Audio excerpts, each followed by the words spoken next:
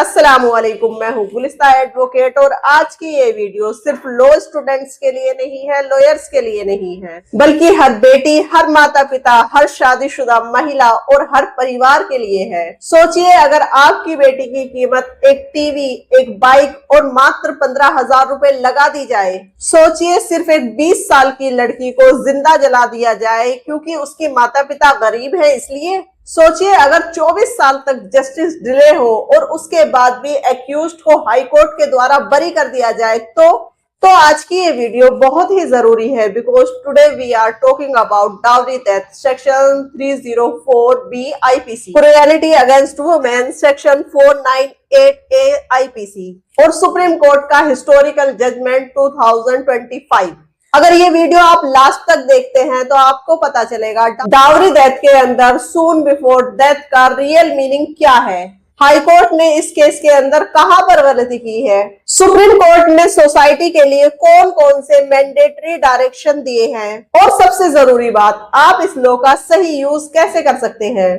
तो ये केस है state of UP versus Ajmal Beg and others. तो ये केस सिर्फ एक क्रिमिनल अपील केस नहीं है, बल्कि इसी के साथ सोसाइटी के लिए कॉन्साइंस पर एक क्वेश्चन मार्क भी लगाता है कि आखिर ये हो क्या रहा है। नसरीन नाम की एक लड़की जिसकी शादी अजमल बेग से हुई थी और वो सिर्फ 20 साल की थी और उसके साथ इतना सब कुछ हो गया। देखिए, शादी के बाद क्या हुआ। शादी के बाद जो हस्बैंड था और जो इन-लॉज थे, उन्होंने डाउरी की डिमांड नसरीन से करनी शुरू कर दी। उनका कहना था उन्हें एक कलर टीवी चाहिए, एक मोटरसाइकिल चाहिए और उनको 15,000 रुपए कैश भी चाहिए। और ऐसी ही कुछ डिमांड्स के चलते उन्होंने सालों तक उस लड़की का हरेसमेंट किया, उसके साथ मेंटल और फिजिकल क्रूएलिटी दोनों ही की। और ये डिमांड वो शादी के बाद भी रिपीटेडली रिपीट होती ही रही। 2001 के अंदर एक ऐसा दिन भी आया जब नसरीन के ऊपर केरोसिन डाल दिया गया और उस बेचारी लड़की को जिंदा जला दिया गया।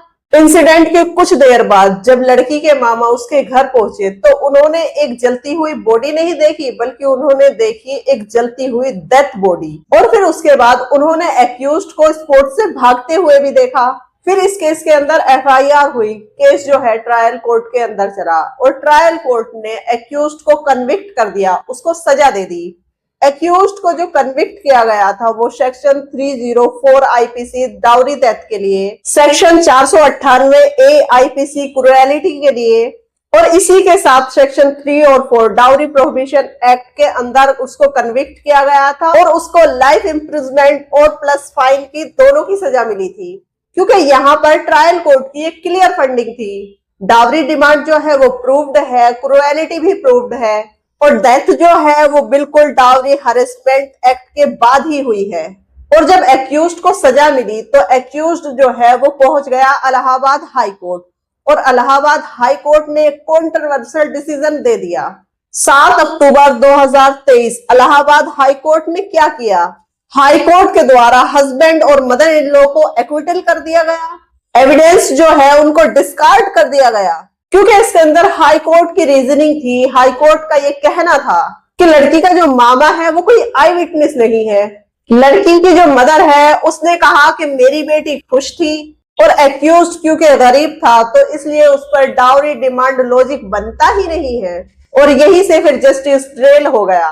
फिर ये केस वो पहुंचता है देश की सबसे बड़ी अदालत supreme court of India. Supreme court के अंदर वो 2 जजों की बेंच थी और उसके अंदर एक थे जस्टिस संजय करोल और दूसरे थे justice NK Singh. Supreme court ने वो सबूतों को दोबारा से एग्जामिन किया और सारे फैक्ट्स और सारी चीजों को देखते हुए फिर सुप्रीम कोर्ट ने अपना एक डिसीजन दिया।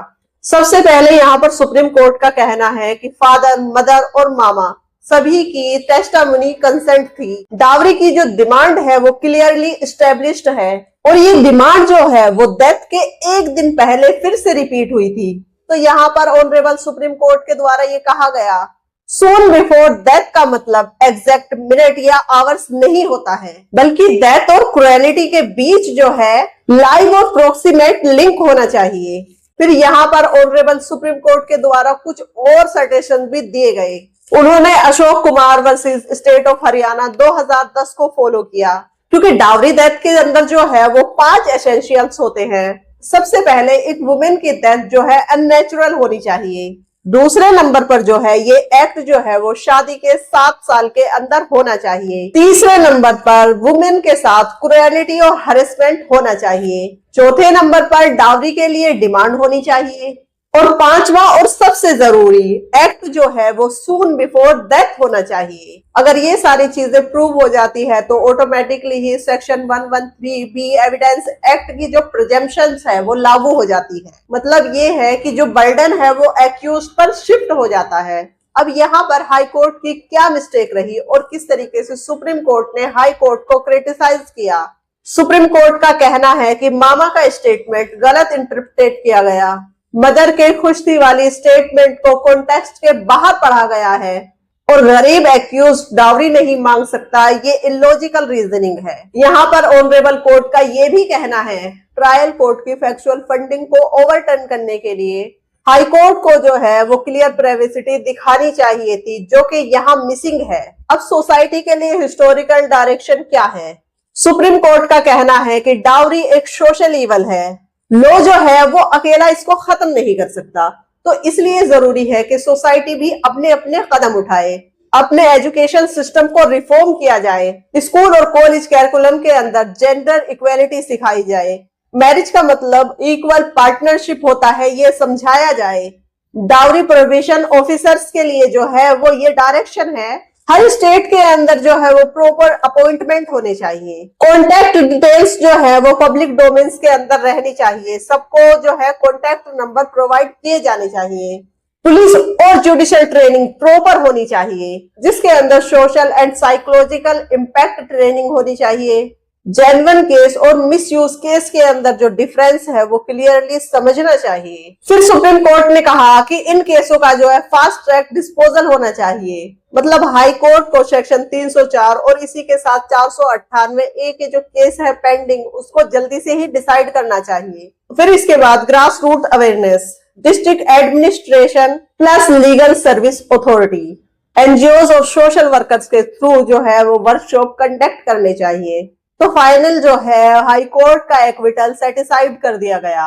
हस्बैंड की लाइफ इम्प्रिजमेंट कंफर्म्ड हो गई। मदर इन लॉ क्योंकि वो 94 साल की है तो उनको एज कंसिडरेशन मिला है, जेल से रिलीफ दिया गया है। तो डावरी कोई एक गिफ्ट नहीं है, बल्कि ये एक क्राइम है। Silence is not safety, awareness is power. अगर आप एक विमेन है, एक पेरेंट्स है या फिर फ्यूचर में शादी करने का प्लान कर रहे हैं तो ये सारे कानून आपके बहुत काम आने वाले हैं। वीडियो को शेयर कीजिए और हमें कमेंट में बताइए क्या डावरी को अभी भी सोसाइटी के अंदर एक नॉर्मल सी चीज समझी जानी चाहिए या फिर इसी के साथ लॉ जो है उसके साथ साथ सोसाइटी को भी स्ट्रिक्ट कदम उठाने चाहिए इसके लिए, क्योंकि लॉ जो है वो तभी काम करता है जब लोग अवेयर होते हैं। So justice delay is can be challenged but justice denied should never be accepted. तो इसी तरह की इंफॉर्मेटिव वीडियो देखने के लिए आप हमारे चैनल को सब्सक्राइब जरूर करें। मैं मिलती हूँ आपसे अगली कोई और अवेयरनेस वीडियो के अंदर। तब तक आप अपना बहुत सारा ख्याल रखिएगा। Thanks for watching. Have a good day.